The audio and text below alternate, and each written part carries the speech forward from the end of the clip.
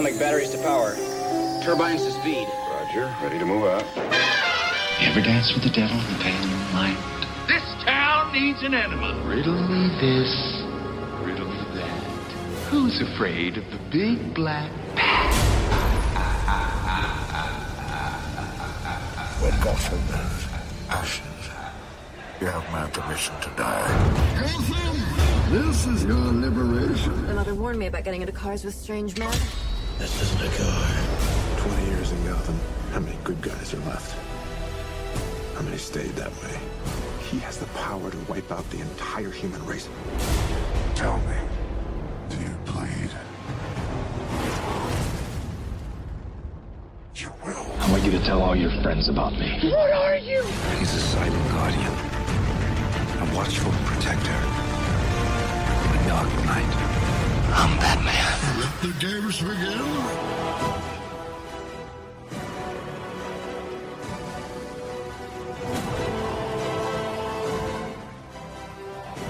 Welcome to the Batman on Film podcast.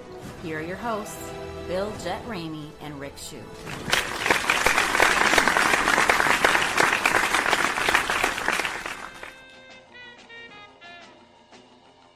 Hey now, welcome and thanks for listening to the Batman on Film podcast. I am your host and the founder of BOF, Bill, Jett, Ramey. BOF is the sponsor and a proud member of the Batman Podcast Network. Check out all the shows at batmanpodcastnetwork.com. You are listening to Volume 2, Episode 49. 49 shows, boys, this year of the Batman on Film podcast. I'm joined today by my friend and co-host Rick Shue, and only one BOF roundtabler today, and that would be Ryan Haas, because Justin has a sick family and cannot make it this morning, sadly, but we'll carry on without him, and he's with us in spirit. How you doing, Rick? I'm tired, but I'm good, man. We were up late watching The Big Lebowski, my wife and I. But we're pushing through. Kids don't let you sleep. The other day, I saw you posting something. I did. I had started to watch the last half of it the other day, and did post something about it. But last night, I actually watched the entirety from beginning to end. All right, very good. Ryan, you tired as well? Yeah, I'm tired. I drove to Illinois from Tennessee, but I did not watch The Big Lebowski on Friday. I watched The Dark Knight Rises, actually, for the first time since BVS, really. And it was pretty good, gotta say. It is. That's a good movie. It is. Well, we were debating last night via text, you and I and Justin, and then Justin and I were doing it on Facebook because Ryan's not on Facebook. Yeah. About the film in general, but particularly about John Blake, and there were a lot of fun little jabs exchanged. I was hoping that we could. I read that, but I like John Blake and I like Nolan's version of Robin. It's how I would have probably done Robin, and since it meets my sensibilities, then I don't have any problem with it. You kind of got all three Robins in there, huh? At least that's how I view it. You at least have two, and you could really make an argument for three. Mm-hmm. But there was some trash comic book Facebook page, I don't know, but Justin and I ended up getting on it together. He's like, "Hey, remember that time Batman punches that dude on the roof, but does it connect and he still falls down?" Which he's referring to Rises. And quite frankly, I don't know what he's talking about, but if that's in the film, if that's in the film, that's fair. I don't know. I didn't notice it.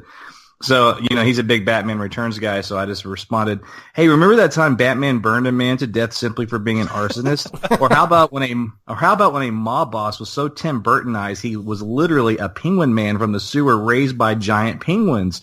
Or when Selena was murdered and then brought back to life by cats chewing on her fingers and then possessed 9 lives? Or how about the circus gang and their scary glory, or Chip, the 80s sitcom surfer guy playing a major role in an early Batman film?" Anyway, I like the penguin sub from the '60s movie. So see, Rick, that's the thing. All of these movies are not absolutely perfect, and no, of course not. There can be things that you don't like or do like in each one.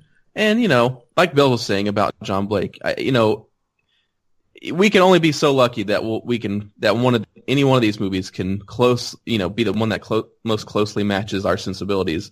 But that's just the way that that's the way stories are told, and I don't think any one Batman story, comic book, movie, or otherwise, will ever really be the absolute most perfect thing ever, and hit everything. But it's just not. Nor should it. Nor should it. But you are kind of derailing the joke train here, right? I know. We are just kidding. We are kind of kidding and not kidding. But I think to the point of this is that he has major issues with Rises and doesn't have as many issues with Batman Returns, and I just kind of find that a funny dichotomy. And it is. I'm looking forward to that discussing Rises with what we need to do before we get Neil back on to talk about the trilogy. We need to do our Rises episode. We have not done Rises yet. We did. I'm burning. I'm ready for it. I just watched it, and it's a lot of layers to that. There's a lot of. There's so much of that film. So anyway, and when did we start this, Bill? We went through and we went through the Tim Burton films, the Schumacher films, and then the first 2 Nolan films. Mm-hmm. My gosh, that was a year and a half ago we started. Well, it was a year. It was in the first of last year. Or this year? I think first of this year. I'm almost my mind. I'm already in 2017. Right. Yeah, we did maybe a couple in December of last year. Before the year-end podcast, and then we did some, at the first of the year. Anyway, we're going to get to Rises, and then we are going to do the Dark Knight trilogy with Neil Turritz again, as we promised a few episodes back. It was Thanksgiving Thursday. Rick, what was your go-to meal? What's your go-to dish for Thanksgiving? We don't, my wife and I do all the cooking for Christmas, and so we didn't really cook. So we basically, my sister cooks on Thanksgiving for lunch, and my in-laws cook at night. And it's turkey and stuffing. One is Midwest Chicago style. My in-laws, that's where they're from, and then one is very Southern. And so there's a little bit of a difference in the food, but at the end of the day, it's still turkey. It's good. I slice the turkey. I do that, but we don't cook. We cook for my wife and I and my uncle. The 3 of us prepare for about 35 people on Christmas Eve at our house. So that's Is it stuffing or dressing for you? It depends on which house you're at. What do you call it? That's what I'm asking. It's stuffing at my sister's. It's dressing at my in-laws. Do I have that backwards? That's a good question. Having a wife that's from the Midwest, look. I grew up in Southeast Texas, closer to Louisiana, so it's dressing where I grew up, not stuffing. Stuffing to me, that's what Rachel and her family called it. So it's dressing. I think that's right. I think stuffing is my Chicago family, okay, and dressing is my Southern family. So I'm pretty sure that's right. And that sounds, now that I'm saying it out loud, that you reinforce that. That's got to be it. And so because it's one or the other, and so that's got to be right. Even though you didn't cook, you don't have like your favorite Thanksgiving dish? What's your go-to dish? My go-to dish that you have to have. Listen, I just have to have. To be honest with you, I have to have cranberry. Cranberry has to be around the table. All right, somewhere. I was going to ask that next. Is it in red wine? Real cranberries or in the can? Well, I can handle both. And again, that's another deciding factor in terms of where I'm at and who's making it. Where in my in-laws, it's going to be real, I guess is the word, and then in my Southern family, it's going to be the big gooey glob that comes out of the can that you just slice, which I'm also fine with. I can eat that. I can eat that with Thanksgiving as well. All right, is it? But that wine is the biggest thing, Bill. We have to have Pinot. Have to have a little Merlot, a little Cabernet. Sweet potato pie or pumpkin pie? I don't eat sweets. Pumpkin. I literally don't eat sweets. Like there's pumpkin pie in both places. My mother-in-law made a pumpkin pie. My wife and I picked up a Costco pumpkin pie and took it to my sisters because they were short on dessert. So we did contribute to that. And then I made my famous mashed potatoes. But I do not eat candy. I don't like candy. Even when I was a kid, I wasn't a candy eater. I was always a food eater. That's what you're supposed to do with food, is eat it. But was not a candy guy. I'm not much of a sweet guy either, but I'll have a if I never had a cookie or cake or pie again, it wouldn't change my life. Yeah, that's it. All right, Ryan, what about you?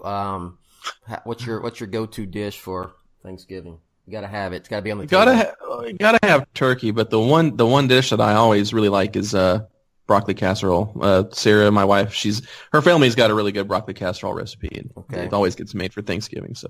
But we went to my sister's house, and she recently got married this year, and she and her husband wanted to do the giant Thanksgiving for all both families, and they're big hunters, so we had wild turkey this year. Which was, that they got themselves, and we deep fried it and all that. It's pretty good. Pretty good stuff. Was it stuffing or dressing? What's it called? It has always been stuffing. Okay. Yeah. All right. Pumpkin pie or sweet potato pie? We always have pumpkin pie, and sweet potatoes usually get served as a different dish. That's not a pie. I like sweet potato pie over pumpkin, so just FYI. Well, I went to the Cowboy game Thursday for Thanksgiving, which was very fun. Correct, Rick? Good times. Of course, you watched it on TV, but we talked on the phone. It was great times, of course. Yes, Cowboys won, 10-1. 10-1, baby. We had Thanksgiving. Actually, had it yesterday. I oillessly fried two turkeys Wednesday before we left. Is that good? How does that work? I'm telling you, I'm getting rid of my I got the indoor fryer that I've used for the last several years, and the only way I'll eat turkey is if it's a Cajun fried turkey. I just can't do the baked. I can't do the smoked. It's too dry for me. But I bought one of these oilless fryers. It's awesome. I'm getting rid of the one with no oil, and it's just as good. It's just as good, and it's much easier to clean. It was great, and then I made a crawfish cornbread dressing, which was pretty awesome. Pretty awesome. That's another question: is it cornbread stuffing or dressing, or you got to have it with bread? Like bread stuffing. Oh yeah, I like cornbread stuffing most of all, but we usually just make the bread stuffing. That's how I grew up. That's Southern, right, Rick? Cornbread dressing, more Southern. Yeah, that's a big difference in the dressings between my sister's house and my in-laws. Okay, big difference. Any other final comments on Thanksgiving? I'm just going to say this: it's an open invitation. If you guys don't have Christmas Eve plans, the Shoe House is a party. I put out wine and liquor, and I have a mixology section where I have some cool mixed drinks with basil and infused syrups and all kinds of stuff, and then we cook. We're going to do Italian this year. We're going to do homemade meatballs. We're going to do lasagna. We're going to do spaghetti. We're going to do garlic bread. We're going to do homemade Caesar dressing and our salad. And yeah, it's a lot of fun. Right. We do it up. Well, we're going to answer some questions from readers and listeners again this week. And do y'all want to hold off on the which villains we are until Justin can join us? Because I think that's I really worked hard on mine, so I'm anxious to reveal them at some point here shortly. All right, so let's get to before we start, anything Batman related news anybody wants to bring up real quick? Because I can't really think of anything except for the 4th episode of Telltale Batman was so good. It was good. Yeah, it was good. Besides that, there's no movie news. I watched BBS yesterday. Did you? I watched from the point when Bruce and Clark meet, which is a really goofy scene that Clark doesn't know who Bruce is, but I just look past that. But that exchange they have, right? He said, neither did Alexander Knox. And Batman didn't know who Bruce Wayne was. So do I own that one? That whole exchange, and watched it to the very end. It was not the director's cut that's on HBO right now. It's the theatrical release. And my wife watched it with me. I'll tell you what. Before I watched Dark Knight Rises, my dad has, he's got a theater room and a 3D TV, and he he bought the 3D version of Batman versus Superman, and I went through and picked out cool scenes to watch in 3D. So I watched the Batmobile chase and the fight, Batman and Superman fight, and I watched the warehouse scene. So that's a pretty good way to watch the movie. I like that. So it's running on HBO right now? Yeah, I think it just started yesterday, in fact. Right, but I gotta remind myself to stay off of HBO for next month. It's everywhere. I mean, you can't escape it. It's probably right now. I can't escape it. All right, let's answer some questions. Can I say one quick thing about it? Go ahead. So my wife watched it with me, and she's not seen it yet. And just frame of reference, she is not a comic book fan or anything like that, but she loves a good superhero movie, right? And we talk about this all the time. That's 90% of the audience that goes to see these, because we are like a minority in a minority, right? So, if you remember, Bill, she came to the Batman on Film watching party. She saw Suicide Squad with us. And then she really likes the Nolan films. In fact, I think Rises is her favorite one. She just loves it. But anyway, that's just her opinion. But and she likes the first Michael Keaton Batman film. In fact, we were actually watching that a couple of weeks ago. It was on HBO. She does not like any of the sequels until the Nolan films. Anyway, so we watched BVS, and she about midway through from the point we started watching, which is 30 minutes into the film, she said, I just don't get this. She said, I don't get anything about it. Now, a lot of it had to do with the fact that she didn't understand why there was conflict between Batman and Superman. And then you explained it to her. She's like, yeah, I get it. I don't like it. I just don't think it was necessary to put on film. And so there was that. And then that's understandable, right? If you don't have so many people, like when did they fight and didn't realize that there's a long history of them having a contentious relationship in the comics. But anyway, so we get to the Doomsday stuff, and then once he started kind of wreaking havoc on the city, she was like, okay, I'm out. She's like, this is stupid. What is this crap that's going on right now? It's all just CGI, and what is this monster and this one-dimensional creature? She's like, God, this is way too carried away. She goes, what the hell's Batman going to do in this? She goes, see, this is why this doesn't work for me, because what is he going to do? He's bingo. And she did. She said that it really resonated with her. Like, why is he in this movie with all this crap going on around? Because she is a person who Batman to her is the Nolan films. To be fair, that is her frame of reference. But it did sort of go to the heart of so much of what we talk about in terms of what you can do in comics, what transfers to film, what works and doesn't work. And we can debate this all day long, and we have, but that's just one more person that raised her hand saying, I would rather see Batman in a Batman my movie. wife thinks the exact same way. So I've even said that before, and I've long thought that's one of the issues with Batman. Putting Batman in a world with superheroes is that it's what you said. I mean, I'm not going to repeat it. It's just it gets to be a stretch. I know the comic book readers will say, and I can read a comic book with Batman and doing this, and I don't think anything about it or twice about it, even though I prefer the solo Batman or the grounded Batman. But putting him in, with aliens and all this kind of stuff, and the Doomsday thing is just spot on. That's why I said bingo. It's just a little much in live action for me. So anyway, you're right. We can debate it forever, and there's really no right or wrong answer. For that matter. No, there's not. It's what you prefer. But I will say this: there is an opportunity in Justice League. I'm going to actually kind of end this on a positive, and then we'll take questions, and you guys tell me what you think. There is an opportunity, and I think that Snyder is actually onto something where he's making Bruce.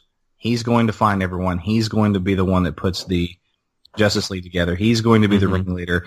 If they pull that off, if that works, then his purpose is significant, and then maybe it'll offset some of the weirdness that we all have that he doesn't have these powers surrounded by. Does that make sense what I'm trying to say? Well, yeah, just think about it. Like, he'll provide the tech, he'll provide the strategy, he'll put together the team, and he's also the one that's had, these apocalyptic visions too. So, I mean, Batman's going to be the way for the audience to kind of the grounded, realistic audience to be relating to the grounded, realistic character, and so. Yeah, I think there definitely is an opportunity to kind of right the ship and include Batman in a world with more superpowered people compared to BVS. Sure. I think it can work. I think it can work. And my vote is to this. Whatever other kind of supernatural battles are taking place between gods, he's just not in the frame. Don't have him running from the creature. Don't have him flying around it. Just don't even have. You can even have a B story, where he's doing something at the same time, but that's a still great idea. I love that. Right, juxtapose that with like something more grounded he's into. It's like in The Force Awakens, right? It's like you've got the people in the spaceships trying to doing spaceship stuff, and you got people on the ground trying to disable shields, and that's in like all the Star Wars movies. Did you just get a Star Wars plug-in? Yeah, man, this is fantastic. I don't even have to do my own work anymore. It's my own bidding. It's fantastic. Well, we're going to find out if it works in about a year, guys, and I'm sure we'll be talking about it a lot in 2017 to the release in November. November 2017. Yes. That is less than a year away. Yeah. My God. Yes. All right. Y'all ready to answer some questions? Let's do it. All right. We've talked about this, but since is there a Rogue One question in there? I'm kidding. I'm sorry. Go ahead. Go ahead. When does that? I'm not trying to. Now you got me off target. When does that come out, Rick? December 16th. Okay.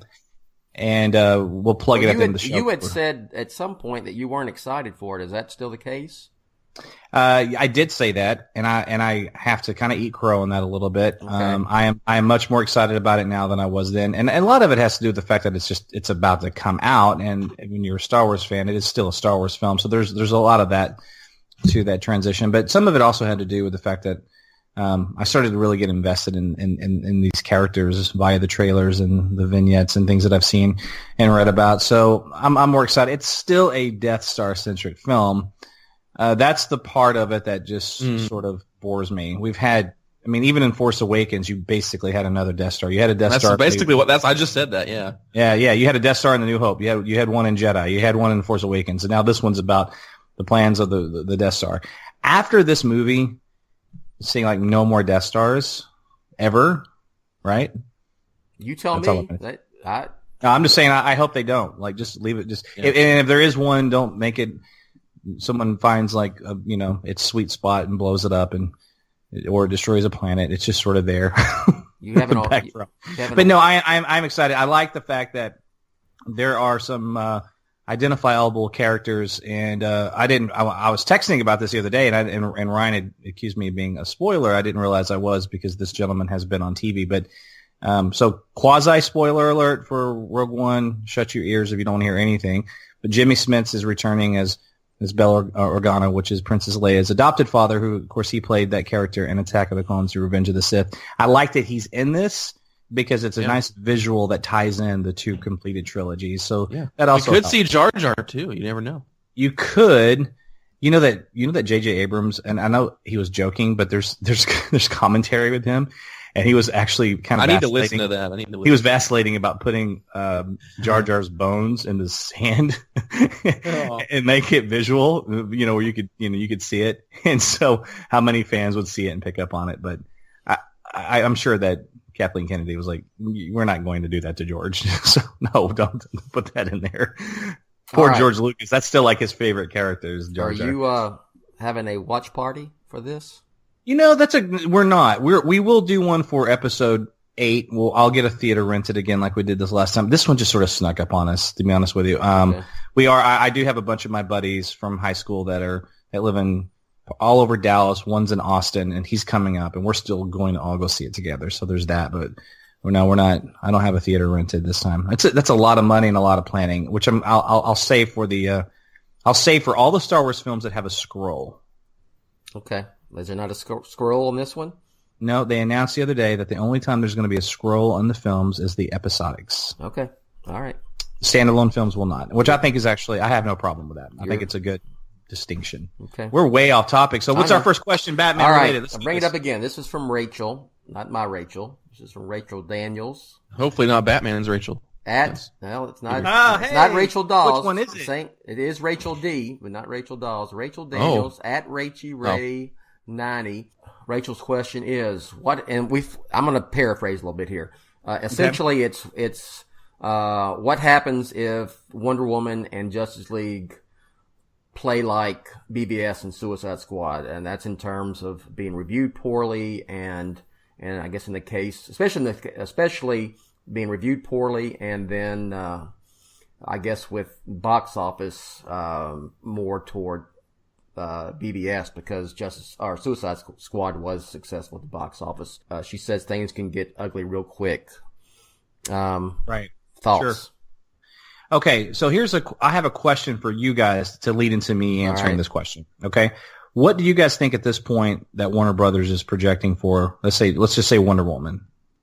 For Wonder Woman, not $1 billion. Yes.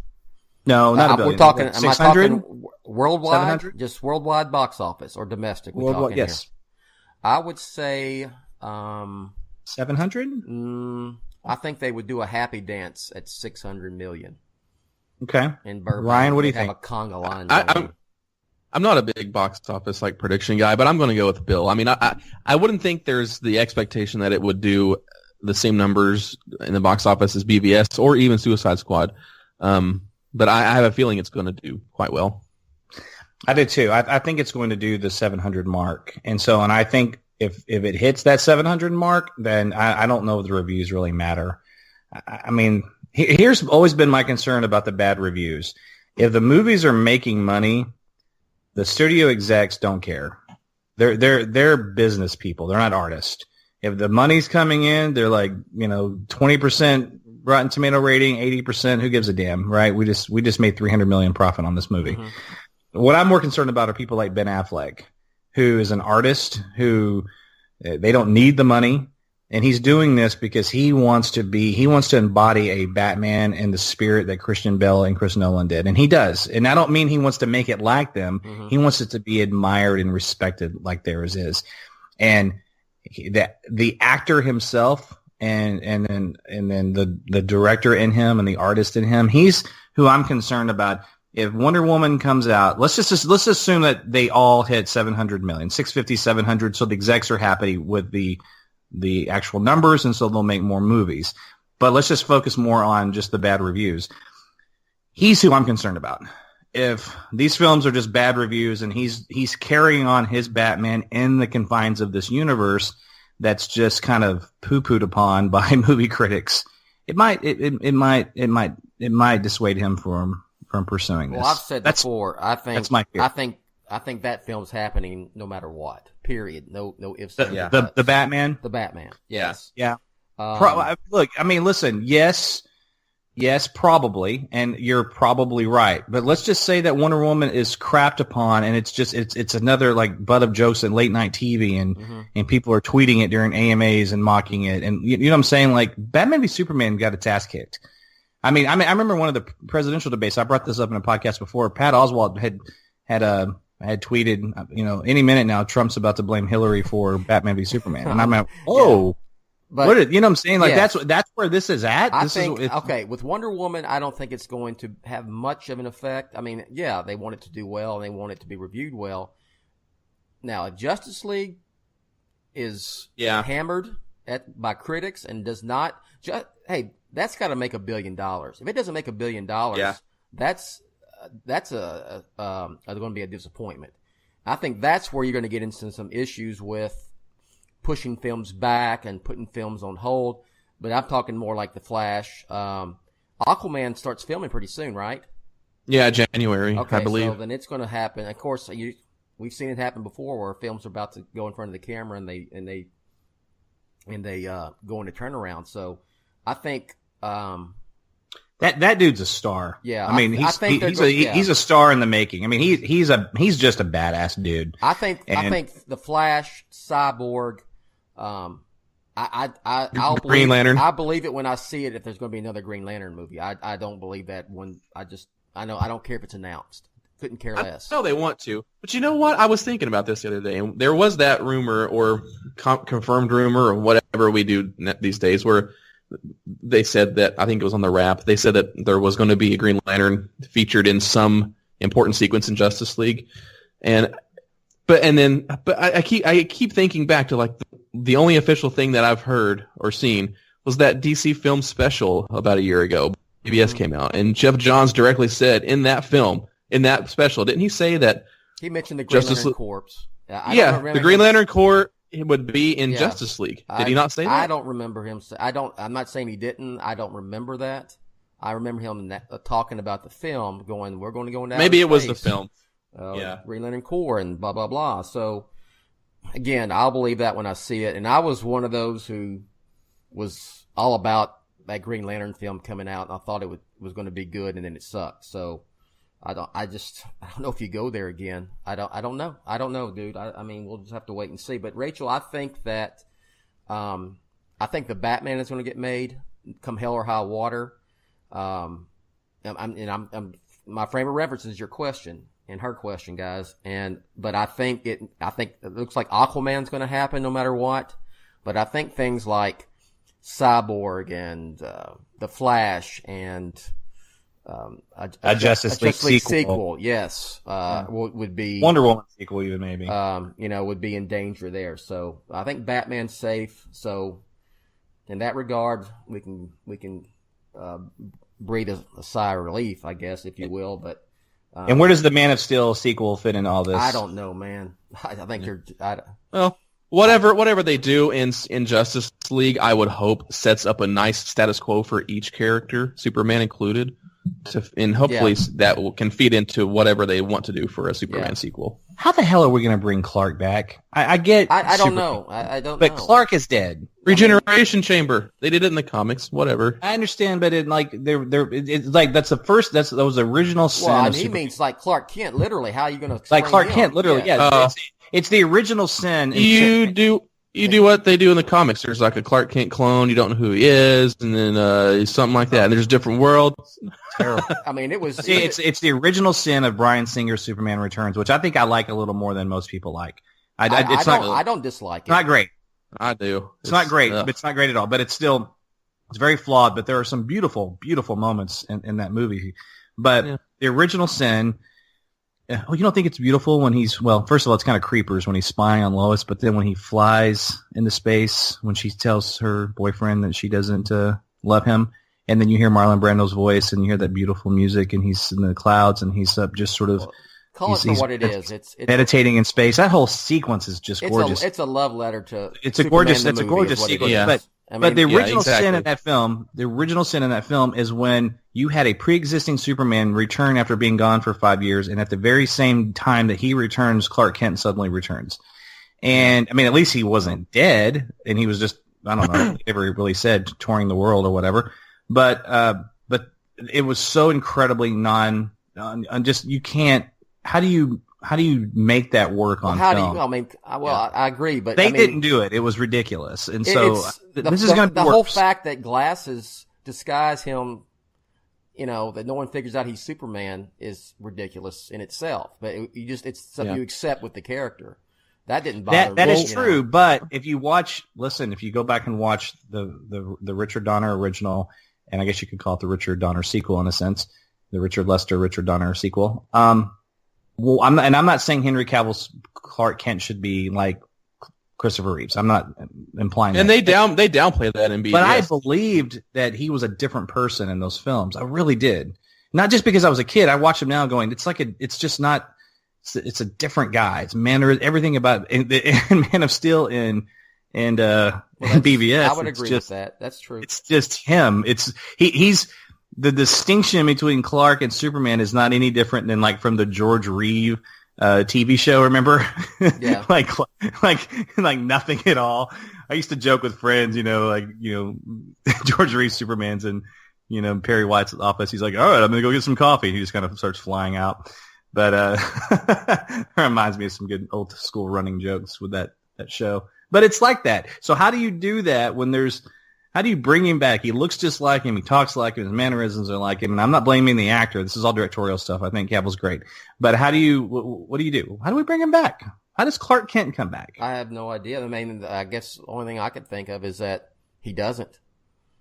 Yeah, that's what I want to say. Because BBS didn't really seem that concerned with the dual identity stuff anyway. And they never really tried too hard to make Clark Kent like Clark Kent, for the lack of a better term.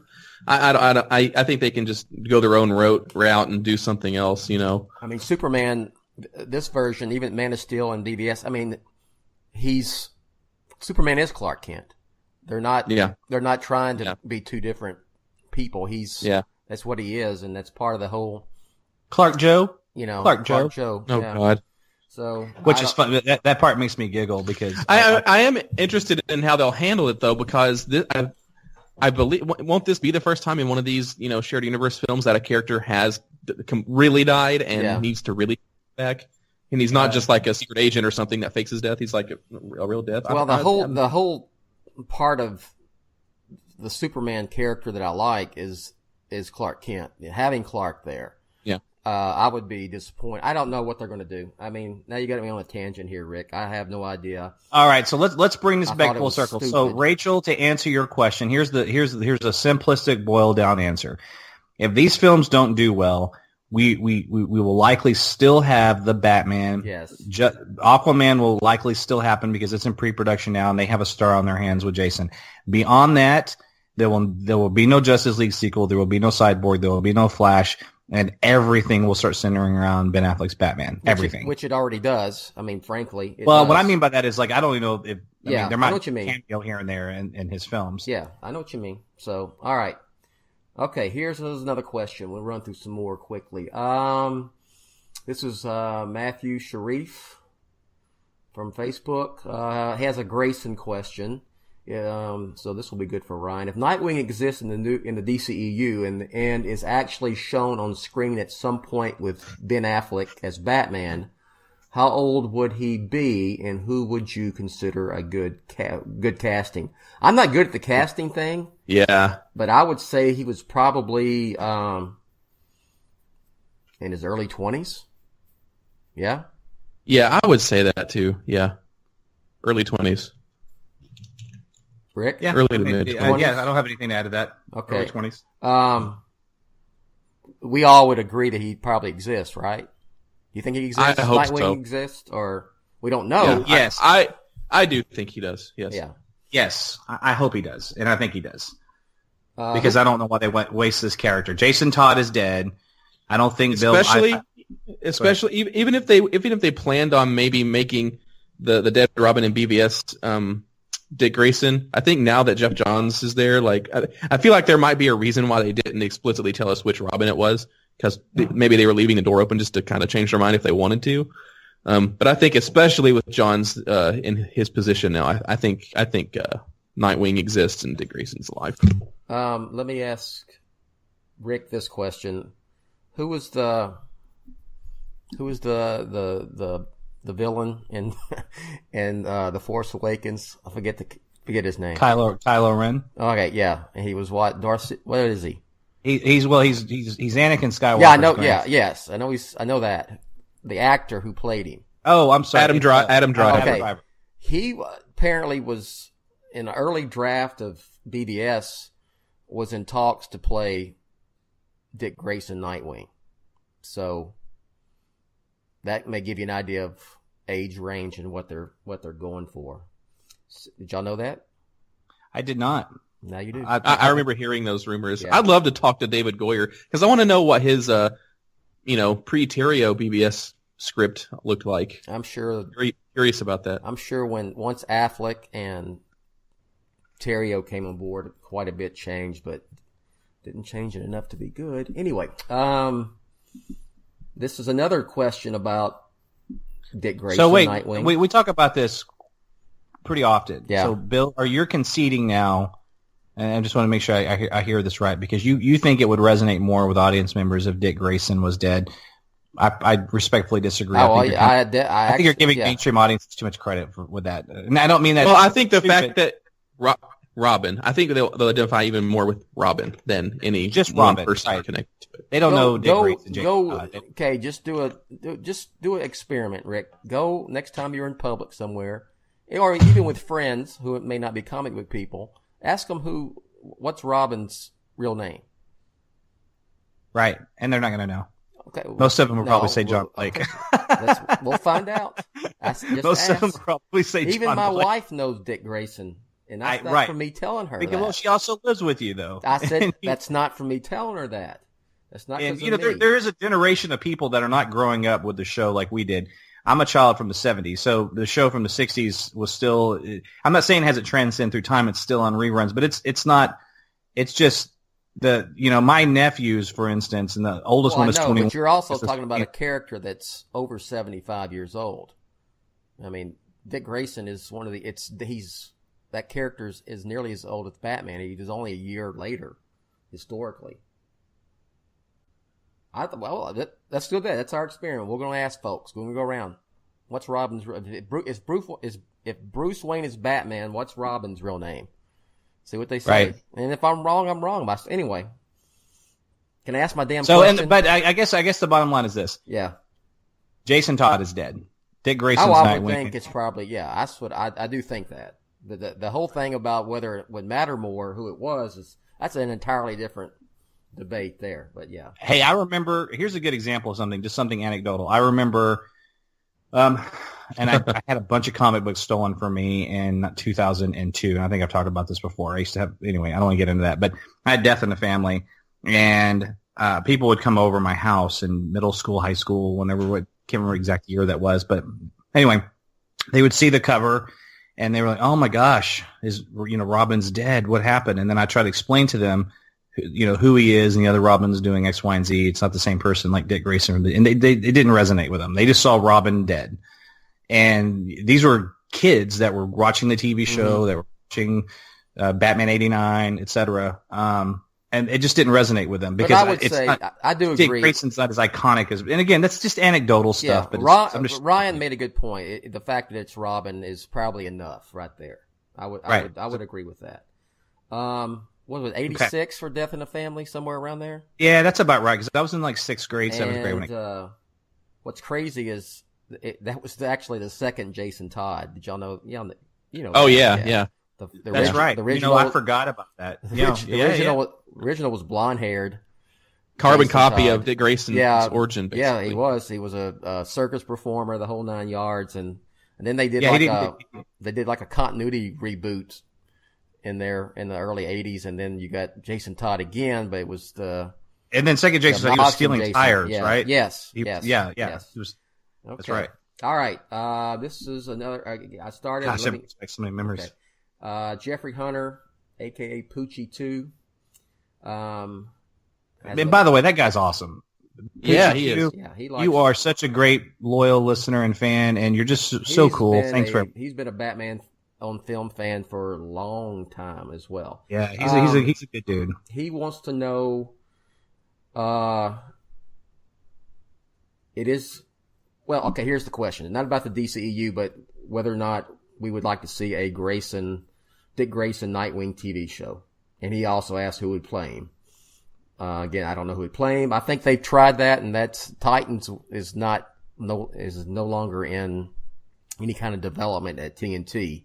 That was where they were going to go with that show. So I don't know. I don't think they're going to do they're very, especially now with Gotham on, I think they're very leery of doing anything more live action with Batman, the Batman universe, because of the films, and you got Gotham, which, of course, it sucks, but that's a different topic altogether. Any thoughts on that, on Jeff's question?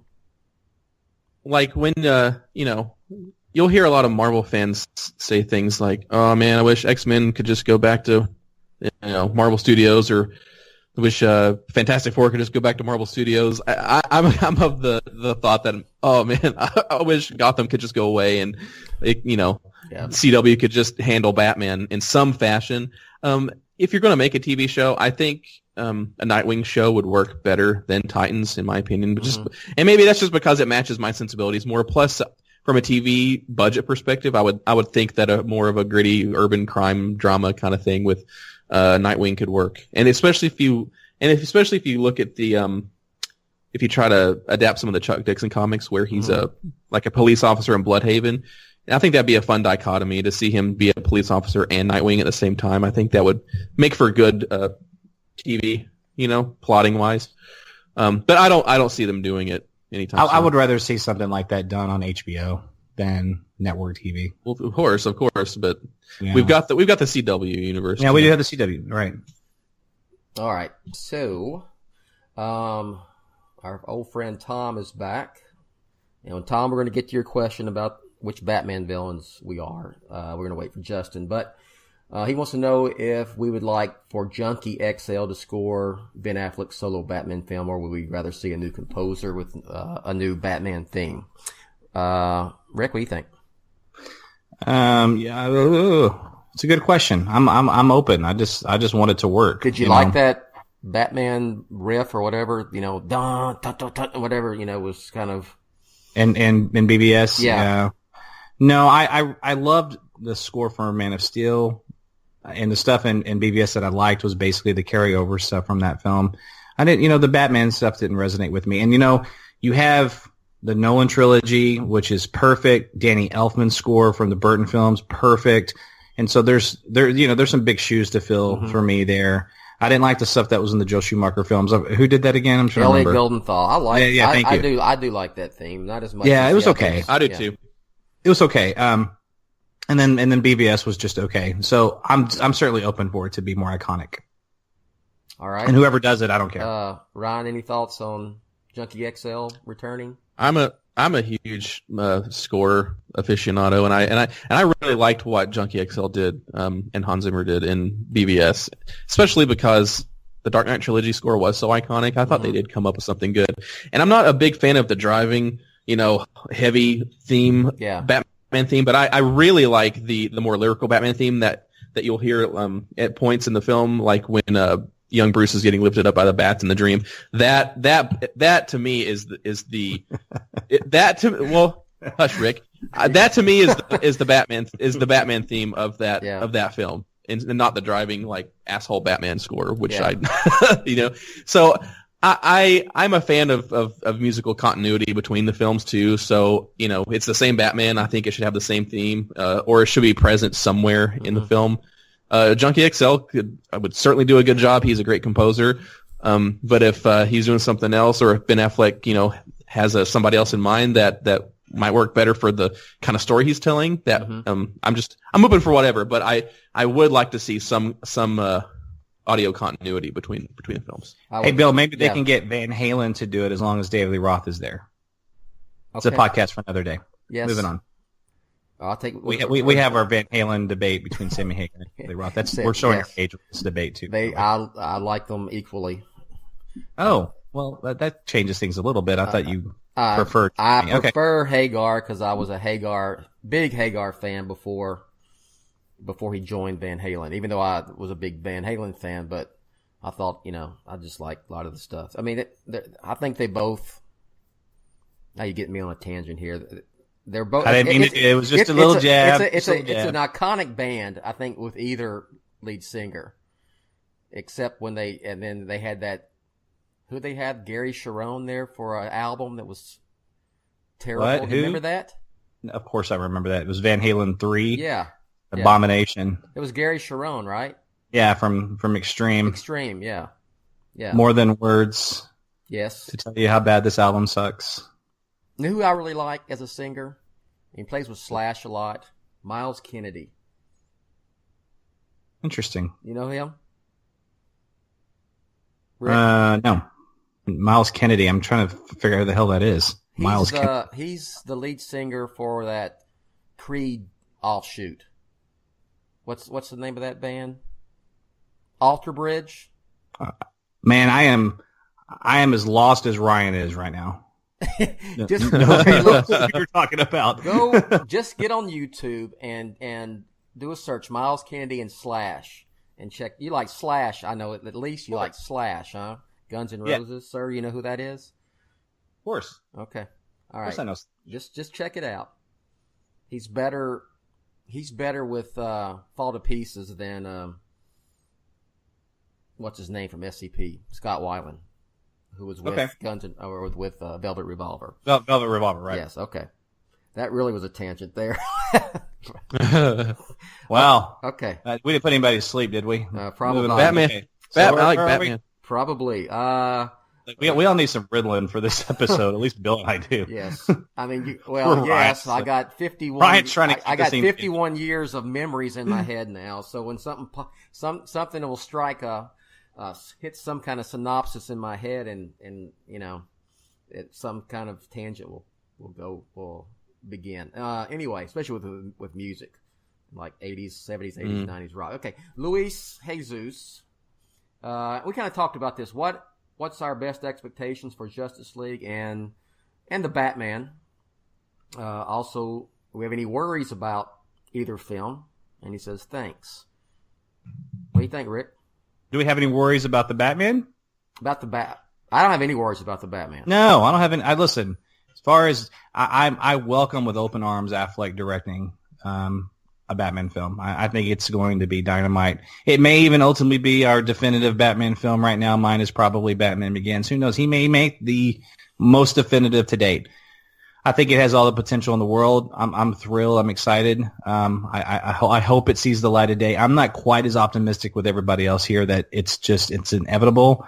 I think that there's still a couple of things that could derail it. Mm-hmm. I hope I'm wrong. I hope I'm wrong on all accounts, because if I'm wrong on all accounts, that means that these films will just continue to get better as opposed to worse, and we'll have a good DCEU, and all this is moot. I guess my only concern for the Batman is how I'm going to say this.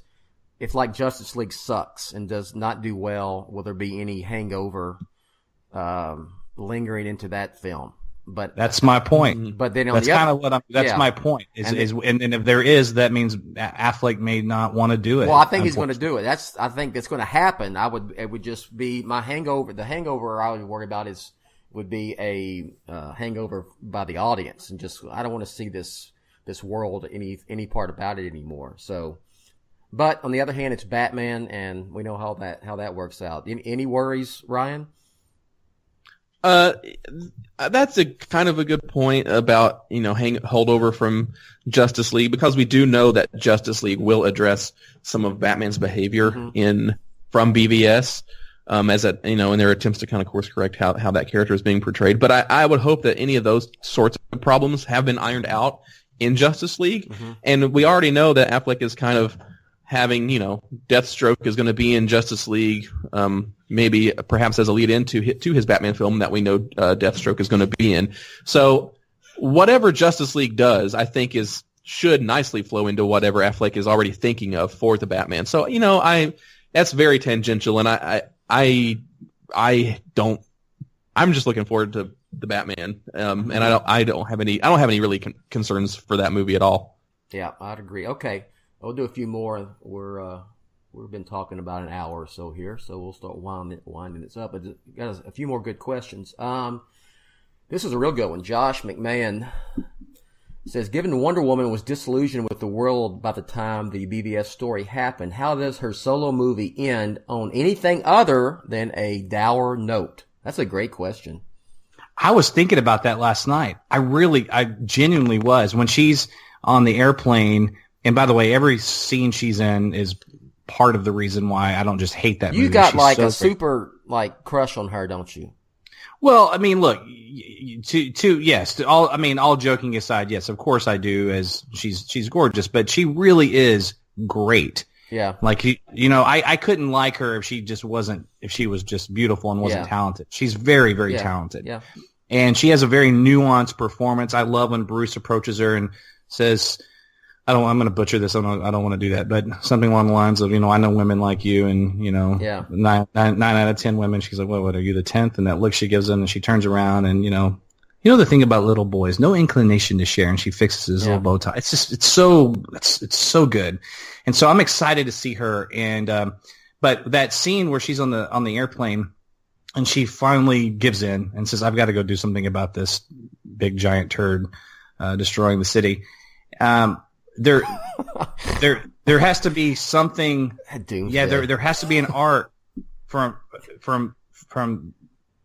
the end of Wonder Woman to that moment, because obviously that happens after the Wonder Woman film. Yeah, and so there has to be something that makes her hang up her cape, so to speak, and I'm sure they'll explore that. But you're right. I mean, he has a great point. How does it not end dour? As a on a downer, to use a. Well, I think you could still end it somewhat positive. Where So here's my theory. We know that some heavy things are probably going to happen in Wonder Woman that forms the way she views the world. But we all know that Wonder Woman is going to be the bright spot of hope in that film anyway, just as she was in BVS, honestly.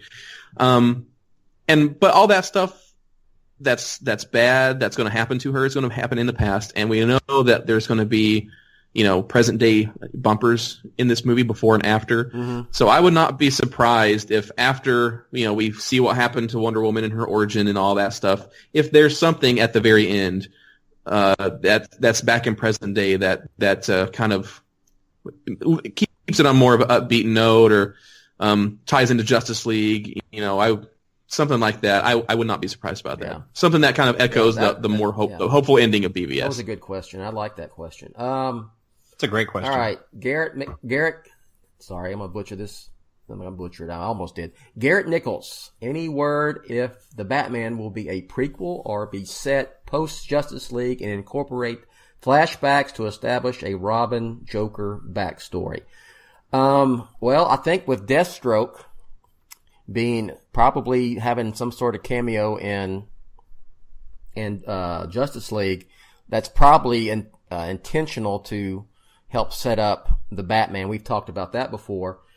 But, if they're going to deal with the dead Robin, it's got to be a flashback. And I think someone, when we mentioned it on the podcast, someone emailed me or mentioned it on Facebook or somewhere, said that Jeff Johns has said publicly that they were going to deal with the Robin Joker deal, the dead Robin. So, and I don't know, I can't confirm that. I'm just saying this is what someone mentioned on either, maybe it was Twitter. I don't know. But anyway, I think it was Twitter. It would have to be a flashback. I've always thought it, if it's not just a straight up prequel, I mean, it could be a non-linear and include flashbacks to Batman while that Robin was still alive, and you got to deal with the Joker and all that stuff. So, what do y'all think? Yeah, I think that I thought originally it would be a prequel. I don't think that now. I think it could be in a flashback sequence for sure. Mm-hmm. And that's just the simplest answer to give. Ryan, that's what I think. Anything else? Oh yeah, I think the Batman will be in linear continuity. It will happen after Justice League, and there's nothing. I don't rule out that they'll do flashbacks. Hopefully, I mean, they've got the suit in BVS, so it needs to be addressed, and I'm pretty sure that they will address it. Well, I'm thinking somewhat along the lines of Suicide Squad-esque in terms of the flashbacks. Something maybe not quite that. I hope not avant-garde or whatever, but yeah, something. No, I hope the flashbacks aren't the best part of the movie, and kind of wonder why we don't have more of that movie instead of the movie we're actually watching. Seriously, yeah. Right. All right, couple more, and then we'll. For the record, I believe I think I found it's an Entertainment Weekly article, and Jeff Johns just briefly elaborated on it. He said we'll be exploring that in terms of the dead Robin. No one says specifically the name of which Robin that is, but he said we'll be exploring it. So all right, so we'll do a couple more, and then we'll head on out of here. Okay, I got to throw this up. This is Josh again. Another good question. You think Warner Brothers will avoid marketing Zack Snyder's name for Justice League, not only for Batman v Superman, but also for his past critical failures? And has Snyder's name become a liability for the film? That's a Rick question right there, sir. Here's the thing. If I think that they were going to do that, they would have not let him do the film. If you look at what they've released so far in terms of like the behind the scenes stuff and everything, he's in just about every frame. Mm-hmm. He's been on Instagram and Twitter and doing his own little bit. So no, I don't think so. I mean, it could be maybe.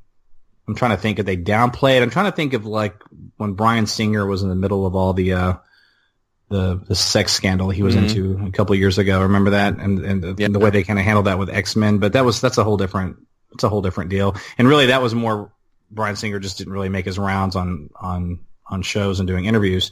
Right. I don't think they're going to I don't think they're going to do it to Snyder. No, it'll be from the creator of Watchmen and Batman v Superman brings you Justice League. I think. Yeah, or I would but they probably throw in 300 over Watchmen if I had to.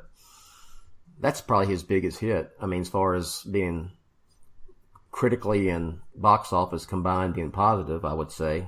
Yeah. All right. All right. But it also goes to the heart of something else too. I don't think that most, and we talk about this, we've referenced it today. 90% of the audiences, the audience that goes to see these films, they don't freaking know or care who the director is. They just want to see a good film.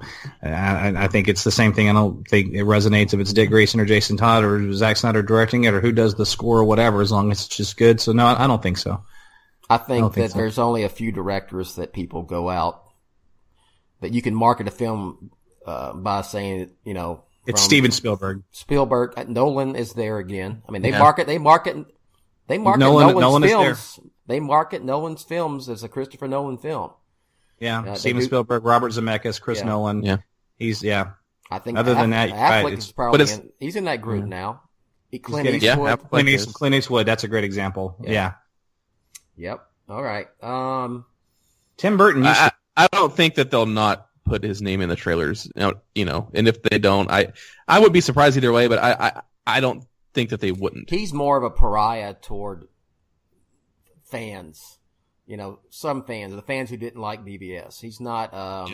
It's not. And Rick made a good point. He's not that level where people are going to go even know who really directed it. The mainstream. So I don't think that's going to be an issue. They're gonna treat Zack Snyder with proper respect, regardless.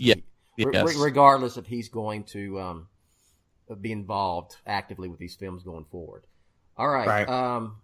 Okay, I got to ask this. It's a good question, though. Yeah, it was good. I asked this. This is a good one for Ryan. It says it's been a while since DC has released original Batman stories. He's talking like Noel, The Man Who Laughs, Earth One. Oh yeah. Do you think they are too focused on Rebirth to encourage these sort of stories? I like the monthlies or bi-weeklies, but I miss having these original stories. So I would like to see more of that kind of stuff myself. I like those one-offs that aren't tied to, absolutely tied to continuity. Yeah. So I would like to see more of them myself. Yeah, I like those too. And I wouldn't be surprised if we see more of those soon.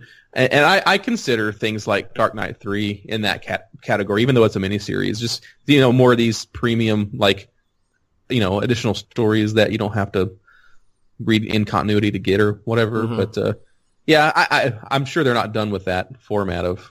You like the Earth One version? Oh, I love Earth One. Yeah, okay. I love Earth One. I think it's great. I really like the second one too. Like, have you heard of what they did with? Are they going to do another one or no? I'm sure they will. I'm sure it all depends on Johns now that he's Yeah. But you know what? Now that Johns isn't doing monthly comics as much with his new DC role, you would think that he could kind of that would give him a little bit more time to focus on Earth One Volume 3. Ryan, I wouldn't be surprised if we see it later rather than sooner, because out of all the Earth One books, the Batman one's always been the one that's kind of delayed the most. But we've seen the Teen Titans ones come out recently. We've seen Grant Morrison did a Wonder Woman Earth One that came out pretty recently. So I know that they'll definitely keep doing the Earth One stuff. Question was from Ryan Lower. He also he has a request if we would discuss Batman Noel on a podcast around Christmas. I don't have any problem. I could probably get Lee on here to talk with us. Lee Bermejo. Ooh, he wrote that it. would be awesome. And I tell you what, the Robin Everyone Loves the Drake podcast is going to be doing Noel for their Christmas episode too. Very cool. Rick, you ever read Noel, Batman Noel? I have actually. Okay, it's great. You're talking about having him on, really? Yeah, me and Lee are. Yeah, he's a friend of the show. Yeah, of the website. No, I know that. I just didn't know if you talked to him recently about. Every once in a while. No, but I just since it's been a while. Yeah, since he brought it up, I can definitely get Lee on. That would be cool. That'd be so good. I mean, he hasn't been on this year. No, he was on middle of last year. Yeah, probably. Yeah. So I remember that. So I think it was probably mid 2015. Yep, I would have probably somewhere around there. Yeah, I'll hit him up. The only thing with Lee, he lives in Italy, and so the time sometimes an issue. He's not Italian, but he's got, and as his art is awesome, but man, he wrote Noel also, and his sensibilities towards the characters is something that's really cool and fresh, and something that would be really fun to pick his brain about. Yeah, we'll have to get him on. I want to know what he. Plus, we talked a little bit about. I haven't talked to him since Suicide Squad, so I want to talk to him about that one. Okay, last one. Oh, one. It brought. I don't know why this came up, but you remember, Ryan? What was that alternate universe DC?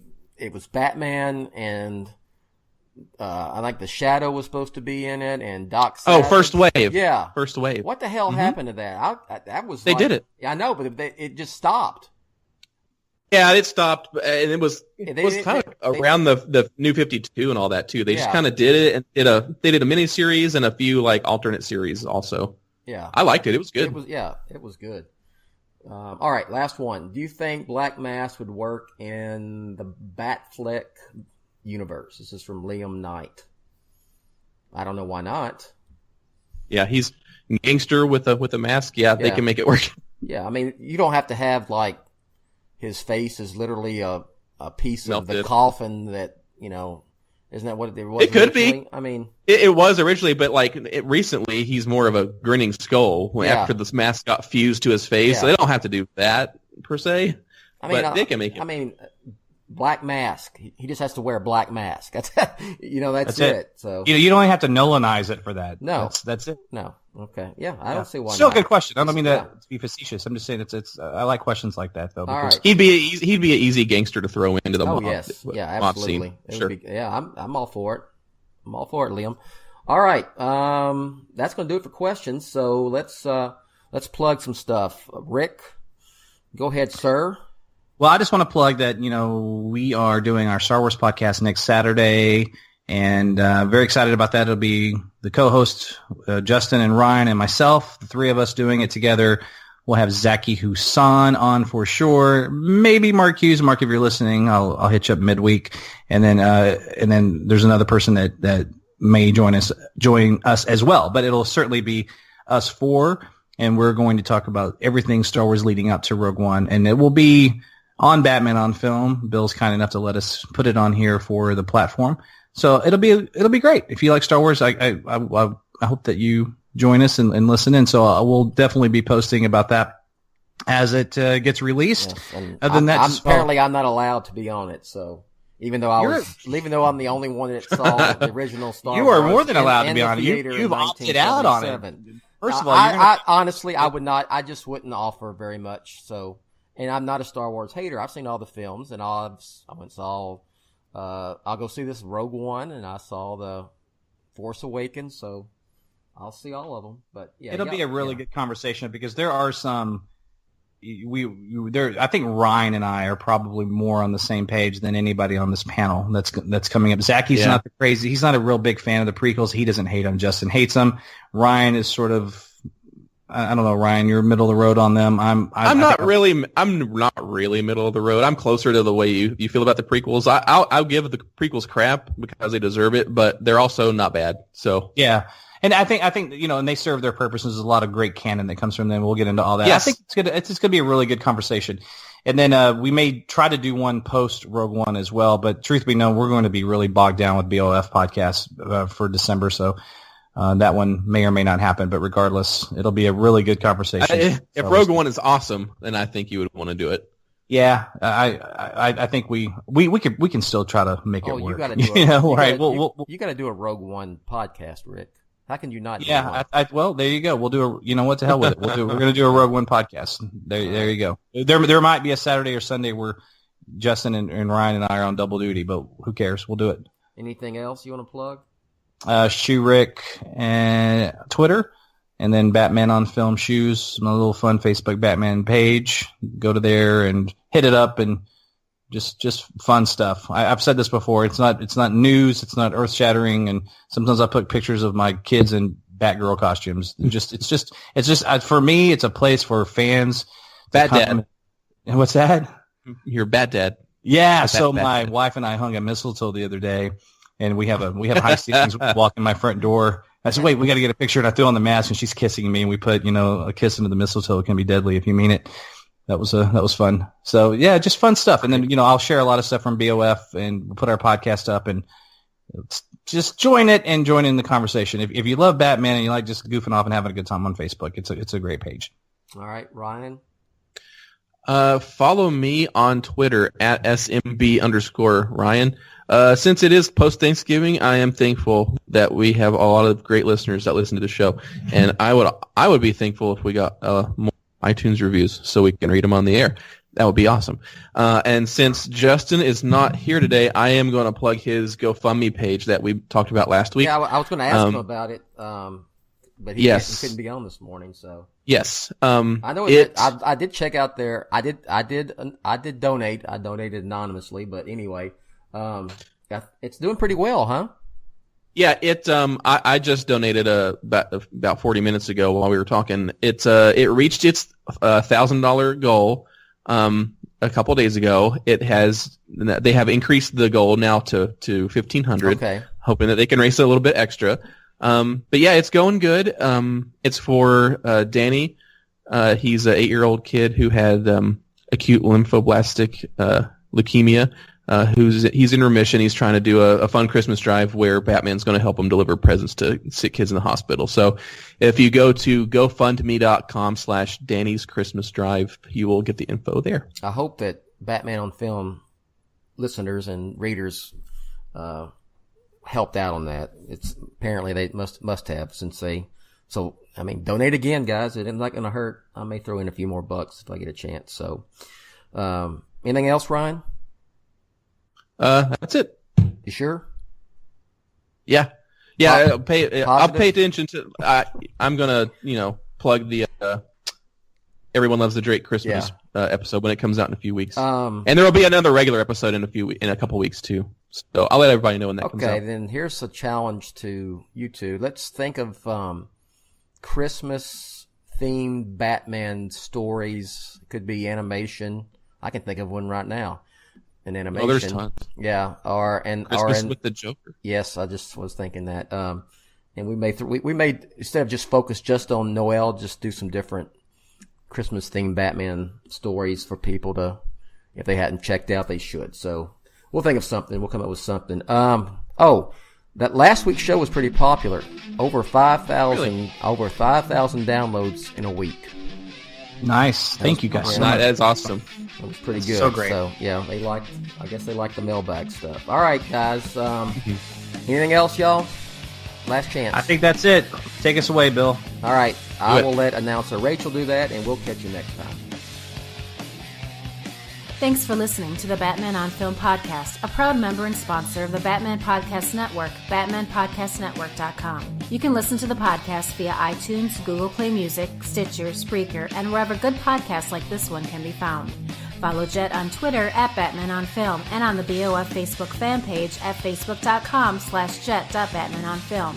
Email Jett via Jett@Batman-on-Film.com. Follow Rick on Twitter at ShoeRick and on Facebook at Facebook.com/BOFShoe. For Jett, Rick, the BOF Roundtablers, Justin, and Ryan, I'm announcer Rachel. Thank you and good night.